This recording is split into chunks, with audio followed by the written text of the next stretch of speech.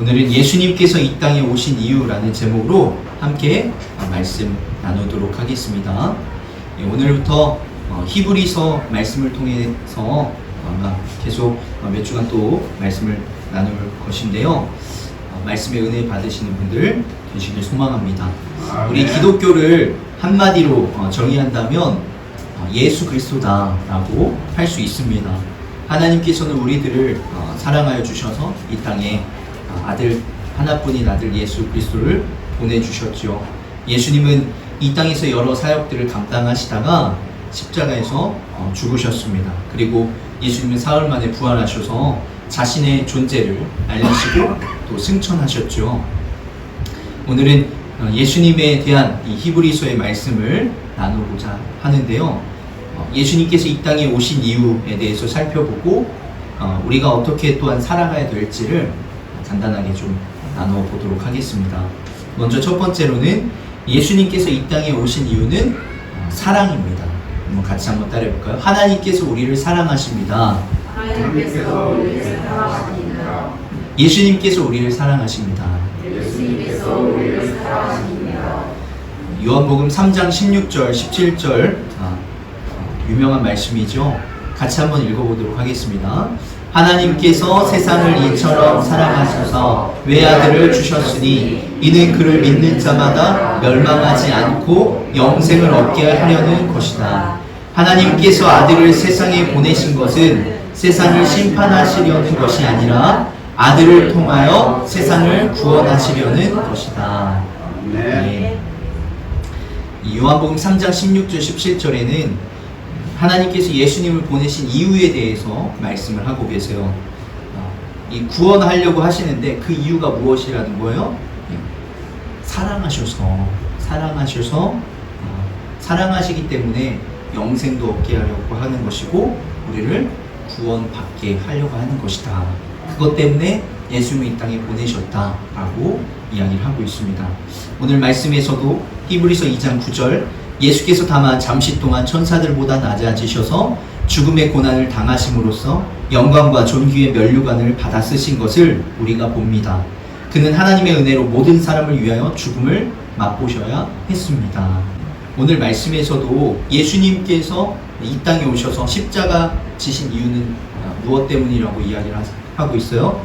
모든 사람을 위하여서 이다 라고 이야기를 하고 있습니다. 그러니까 예수님께서 이 모든 사람을 위해서 십자가를 지셨다.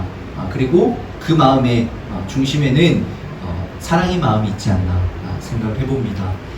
요한복음 13장 1절이죠. 유월절 전에 예수께서는 자기가 이 세상을 떠나서 아버지께로 가야 될 때가 된 것을 아시고 세상에 있는 자기의 사람들을 사랑하시되 끝까지 사랑하셨다. 여러분이 생각할 때 가장 큰 사랑은 무엇이라고 생각하나요? 아마 손해보는 것과 비슷한 단어인데 손해보는 것과 희생이지 않나 생각을 해봅니다. 부모가 자녀를 위해서 자신의 삶을 또 자신의 시간을 자신의 것들을 희생하면서 손해보면서 그렇게 살아가죠.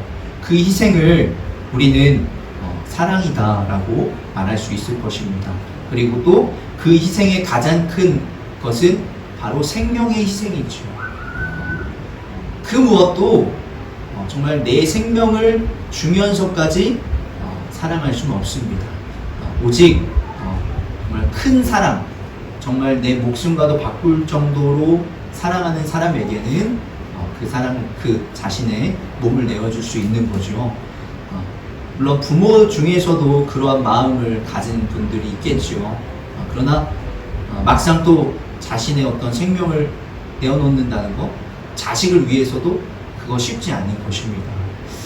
그런데 예수님께서는 우리를 위해서 자신의 생명을 내어놓고 사랑하셨다라는 것을 보게 됩니다. 예수님이 우리와 무슨 상관이 있길래, 하나님이 나와 무슨 상관이 있길래 이렇게 죽으셨나, 우리가 또 이렇게 생각할 수 있어요. 교회를 안 다니는 사람들은 예수님이 도대체 왜 죽으신 거야? 이렇게 생각할 수 있는 거죠. 근데 히브리서에서 또 설명을 하고 있어요. 히브리서 2장 11절에 보면 거룩하게 하시는 분과 거룩하게 되는 사람들은 모두 한 분이신 아버지께 속합니다. 그러함으로 예수님께서는 그들을 형제 자매라고 부르시기를 부끄러워하지 않으셨습니다. 거룩하게 하신 분이 누구예요? 예수님이죠. 그리고 거룩하게 되는 사람들은 누구예요? 우리들을 이야기하는 거죠. 그러면 모두 한 분이신 아버지는 누구예요? 하나님입니다. 그러니까 예수님께서 십자가에서 죽으심으로 우리가 거룩하게 되고 하나님 아버지, 그러니까 우리의 원래의 신분이 어떠했냐라는 것을 깨닫게 한다는 거예요. 예수님이 죽으심으로, 좀 더 정리하자면 예수님이 죽으심으로 우리가 하나님과 무슨 상관이 있었냐 라고 할 수 있는데 우리가 깨닫게 되는 거죠. 아, 하나님이 나의 아버지가 되시고 우리가 하나님의 자녀가 되는구나 라는 것을 예수님이 알게 해주시고, 더불어서 예수님도 하나님의 자녀이고 우리도 하나님의 자녀가 된다. 그렇기 때문에 예수님께서 우리를 형제 자매라고 부르신다. 이것을 우리가 알고 깨닫게 된다라는 것이에요. 그러니까 히브리서에서 강조하는 점이 예수님에 대해서, 또 새로운 언약, 이 언약에 대해서도 강조하는데, 이 언약은 우리가 하나님과 아버지와 자녀의 관계다라는 것을 설명을 하고 있습니다. 그래서 우리가 이 원점으로 다시 말씀을 드리면, 우리들은 원래 하나님의 자녀인데 우리는 그것을 알지 못하고 깨닫지 못하고 그냥 이 세상에서 살아갔어요. 그런데 예수님을 알게 되고 예수님이 십자가에 못 박혀서 돌아가심으로써 우리가 그와 같이 이 세상에서 살아갔는데, 아, 우리가 고아가 아니었고 하나님의 자녀였고 또 하나님께서 우리를 사랑하셨구나, 사랑하시는구나, 이런 것을 깨닫게 된다라는 거예요. 그래서 이러한 것들을 바로 잡기 위해서 예수님이 오신 거죠. 그리고 우리가 예수님을 통해 우리 모두가 하나님의 자녀임을 깨닫게 된다라는 것입니다. 우리가 그것을 언제 깨달아요? 비슷한 계속 반복되는 이야기지만, 예수님이 십자가에서 왜 돌아가셨을까를 우리가 생각해 볼 때, 아, 나를 위해서고, 아, 내가 하나님의 자녀이구나 라는 것을, 예수님의 그 십자가 죽으심을 생각할 때 우리가 많은 것들을 깨닫게 된다라는 것이에요.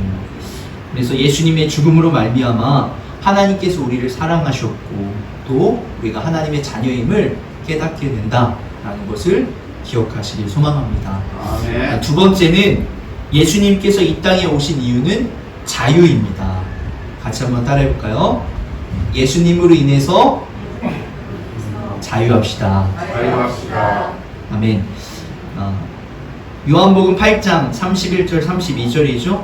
그러므로 예수께서 자기를 믿는 유대인들에게 이르시되 너희가 내 말에 거하면 참으로 내 제자가 되고 진리를 알지니 진리가 너희를 자유롭게 하리라. 아멘. 여기에서 말하는 이 자유는 무엇으로부터의 자유냐면 죄로부터의 자유예요. 그 뒤에 있는 말씀들을 살펴보면 알 수 있어요. 그들이 대답하되 우리가 아브라함의 자손이라 남의 종이 된 적이 없거늘 어찌하여 우리가 자유롭게 되리라 하느냐. 예수께서 대답하시되 진실로 진실로 너희에게 이르노니 죄를 범하는 자마다 죄의 종이라. 그러니까 지금 너희들은 죄의 종이라는 거예요. 그런데 예수님의 그 진리를 알게 되면 이것으로부터 자유하게 된다 이야기를 하고 있는 것이에요. 종은 영원히 집에 거하지 못하되 아들은 영원히 거하나니 그러므로 아들이 너희를 자유롭게 하면 너희가 참으로 자유로우리라. 아멘. 즉 예수님께서 물론 많은 것들로부터의 자유를 말씀을 하고 계시지만, 오늘 이 특별히 우리가 가끔씩 이렇게 성경 말씀 한 절 한 절씩 이렇게 카톡으로 보내고 뭐 이렇게 배경으로 삼기도 하는데, 한 절 한 절씩 보면 때로는 이 말씀을 내가 자의적으로 해석할 때가 있어요. 그러니까 문맥적으로 보면 아, 이게 어떤 의미이구나 라는 것이 우리가 더 확실해지는데, 오늘 이 진리를 알지 진리가 너희를 자유롭게 하리라, 이 말씀에서의 자유는 죄로부터의 자유인 거죠.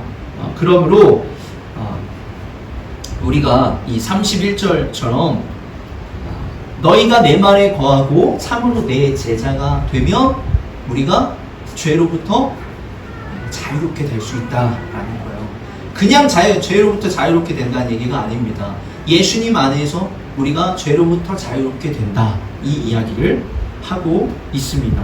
히브리서에도 2장 14절 15절에도 이 자녀들은 피와 살을 가진 사람들이기에 그도 역시 피와 살을 가지셨습니다. 그것은 그가 죽음을 겪으시고서 죽음의 세력을 쥐고 있는 자, 곧 악마를 멸하시고 또한 일생 동안 죽음의 공포 때문에 종노릇하는 사람들을 해방시키기 위함이었습니다. 히브리서 2장에도 앞서서 이야기한 이 죄로부터의 자유를 그대로 말씀하고 있는 것이에요. 예수님이 십자가에서 죽음을 겪으시고 죽음을 이기신 후에 우리 이 죽음의 세력을 쥐고 있는 악마를 멸하시고 또 우리가 그 죽음의 공포 때문에 우리가 종노릇하고 있다는 거예요. 그것을 해방, 자유롭게 하실 수 있다. 이것으로 인하여서 예수님께서 이 십자가의 사역을 이 땅에 오셨다라는 것을 이야기하고 있습니다. 그리고 또한 17절에 그러므로 그는 모든 점에서 형제 자매들과 같아지셔야만 했습니다. 그것은 그가 하나님 앞에서 자비롭고 성실한 대제사장이 되심으로써 백성의 죄를 대신 갚으시기 위한 것이었습니다. 대제사장이 예수님이 되어주셔서 역시 대제사장의 역할이 무엇이에요? 백성의 죄를 대신 갚아주는 역할을 하셨다라는 거예요. 이걸 또 설명하기 길기 때문에 그래서 대제사장이 되어주셔서 예수님께서 우리의 죄를 갚아주심으로 우리가 역시 또 죄로부터 자유해질 수 있다라는 거예요. 이 죄로부터 자유해진다라는 말은 우리가 죄를 안 지며 살아갈 수 있다는 말이 아니라 예수님께서 우리의 죄에 대한 이 값을 치러 주셨기 때문에 우리가 죄를 지을 때마다 하나님과 사람에게 용서를 구하면 용서를 받을 수 있다라는 거예요. 이 말이 마치 죄를 지어도 된다 이 말이 아닙니다. 그래서 우리들은 예수님을 통해서 우리가 얽매여서 살아가고 있는 죄로부터의 자유, 죽음으로부터의 자유를 얻을 수 있고 그래야 우리는 자유함을 누리며 살아갈 수 있다는 것이에요. 다른 말로는 죄에 민감하게 살아가며 조금이나마 거룩한 자로 살아갈 수 있고 그리고 또 우리는 죽어도 천국에 갈 수 있다. 이 소망을 가지고 살아갈 수 있고요. 이것이 있으면 이 세상에서도 우리가 담대하게 살아갈 수 있는 것이죠. 그러면 또 우리 앞으로의 삶, 그러니까 예수님을 믿은 후의 삶이 자연스럽게 다른 사람, 이전과는 다른 삶이 될 수 있다는 것이에요. 세 번째, 마지막으로는 그렇기에 우리는 이 세상에서 말씀에 순종하는 겸손한 태도로 살아가야 될 것입니다. 같이 한번 따라해볼까요? 말씀에 순종합시다. 말씀에 순종합시다. 겸손하게 살아갑시다. 겸손하게 살아갑시다. 히브리서 3장 1절이죠. 그러므로 하늘의 부르심을 함께 받은 거룩한 형제 자매 여러분, 우리가 고백하는 신앙의 사도요 대제사장이신 예수를 깊이 생각하십시오. 우리는 늘 예수님을 생각해야 됩니다.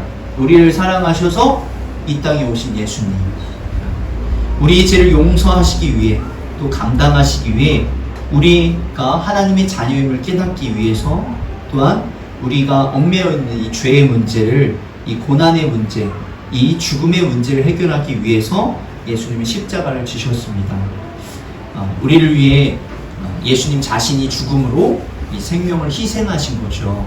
그러므로 우리도 이제부터 나도 예수님을 생각하며 늘 예수님을 닮아갈 수 있도록 말씀에 순종하며 또 나아가야 될 것입니다. 특별히 오늘 또 나누고자 하는 것은 바로 겸손입니다. 아까 겸손합시다 이야기를 했는데 18절에 그는 몸소 시험을 받아서 고난을 당하셨으므로 시험을 받는 사람들을 도우실 수 있습니다. 예수님이 우리를 위해서 도우시고 더 우리를 위해 기도하시고 우리의 마음을 더 잘하시는 것은 무엇이에요? 예수님이 피와 살을 가진 사람의 몸으로 이 땅에 오셨기 때문이에요. 우리가 다른 사람의 아픔, 고통 어떻게 더 알 수 있어요? 그것을 경험해 본 사람만이 알 수 있어요. 예수님께서 사람의 삶을 살아가시면서 우리 인간의 어떤 여러 가지 감정들, 죄와 그 슬픔과 기쁨과 즐거움과 또 여러 가지 또 삶의 문제들을 예수님께서 다 알고 계신다라는 것이에요. 그렇기 때문에 뭐라고 해요? 시험을 받는 사람들을 도우실 수 있다. 이렇게 이야기를 하고 계시는 거예요. 사람이 되셨기 때문에 우리 사람을 더 잘 아시고 또 도와주실 수 있다라는 것이죠. 이 모든 것들은 바로 예수님이 자신의 위치에서 낮아지셨기 때문이에요. 이 낮아지심을 성경에서 뭐라고 이야기해요? 겸손이다. 이렇게 이야기를 하고 있습니다. 한계가 없으신 분이 한계가 있는 사람의 몸으로 낮아지신 거죠. 그러므로 우리 역시도 예수님을 본받아서 겸손한 사람이 되어야 될 줄로 믿습니다. 아멘. 우리가 다 알지만 우리가 늘 낮아지는 모습으로 살아가야 됩니다. 우리는 교만하고 또 자만하는 우리 사람의 모습이죠. 내가 다 안다 이렇게 이야기하지만 우리들은 그러한 모습에서 벗어나서 늘 다른 사람들 대할 때 겸손한 태도로 낮아지는 모습으로 돼야 될 줄로 믿습니다. 아멘.